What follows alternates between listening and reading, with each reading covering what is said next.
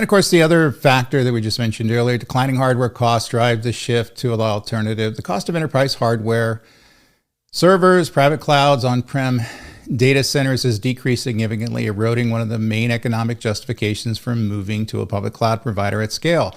So the mantra back in when cloud first started to inflect, you got to remember the model's been around for a long time, but 2008 to 2013, it started to become very interesting to enterprises out there, was that, hey, this is going to be cheaper, this is going to be better, this is going to be more agile. And while I think the agility is there, in many cases, it does provide very sophisticated services.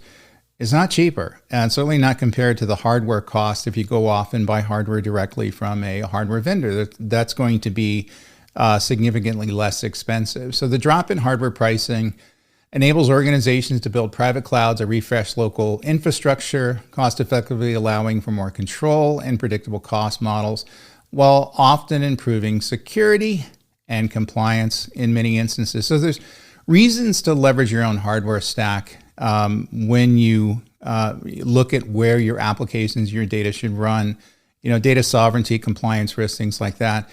But the main thing is, if you build something on-prem, whether that's in a managed service provider and a co-location provider, in other words, you're not even seeing the hardware, it's usually done under contract, but you own the hardware, versus leveraging a public cloud service, almost always the hardware solution is going to be much cheaper, just kind of based on where the prices are right now, what public clouds are charging versus what you can buy traditional hardware stacks for.